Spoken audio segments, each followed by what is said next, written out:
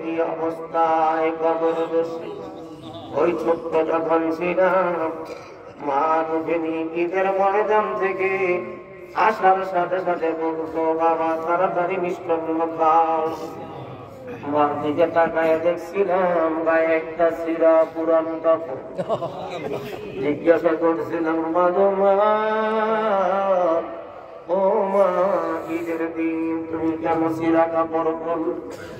ঈদগাহের ময়দানে দেখলাম অনেকে নতুন কাপড় পরিধান করেছে, কিন্তু বাবার গায়েও দেখলাম একটা ছিঁড়া পাঞ্জাবি। মা গো মা, ও মা, তুমিও ছিঁড়া কাপড় পরলে, বাবাও ছিঁড়া কাপড় পরলে, কিন্তু আমার জন্য তো নতুন কাপড় নতুন জামা এনে দিবে। মা তখন চোখের পানি ছেড়ে দিয়া আসল দিয়া বসতেছিল আর বলতেছিল, বাবা রে,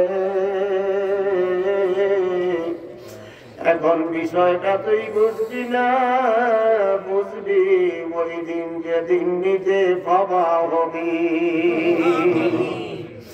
ও বাবা,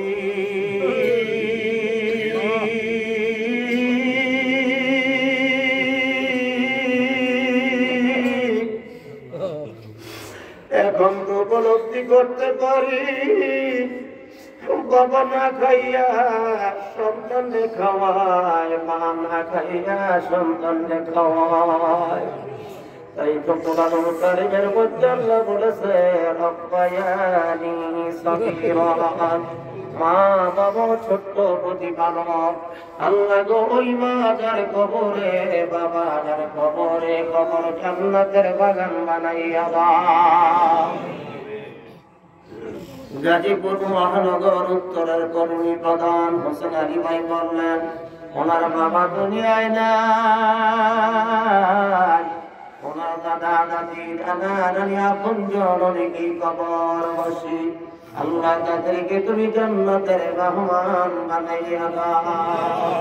আমাদের দাদা দাদি নানা নানি চাচা চাচি খালা খালু ভাই ভাতিজা আপনজন প্রিয়জন বংশধর যারা সেইখানে কবর দেশে, আল্লাহ জেলা শহর এই গাজীপুর শহরে আনাচে কানাচে তোমার যত মায়ার বান্দা বান্দি কবর দেশে, প্রত্যেককে দয়া করে তুমি মাফ করে দাও। আমরা গুনাহগার মানুষ, গুনার বোঝা মাথায় লইয়া তোমার দরবারে কান্না করি। আল্লাহ অনেক আগেই ঘড়ির কাঁটায় 12টা বেজে গেছে। আল্লাহ যদি কথা বলতাম ঘন্টার পর ঘন্টা, তোমার বান্দারা পয়সা থাকতো যাদের ভিতরে তোমার প্রেম, তোমার হাবিবের এত মহব্বত, তাদের জন্য কি তোমার মায়া লাগে না? ওদের জন্য মায়া লাগেনি গো আল্লাহ।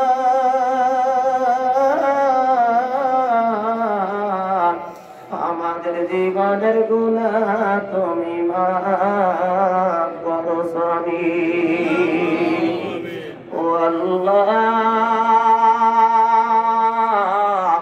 বড় ভয় লাগে, কেমনে অন্ধকার কবরে থাকবো, যেখানে আলো থাকবে না, বাতাস থাকবে না।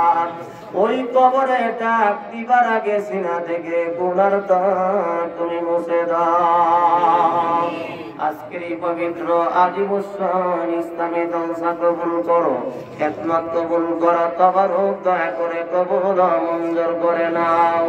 গাজীপুর মহানগর উত্তরের বাসন থানার আয়োজনে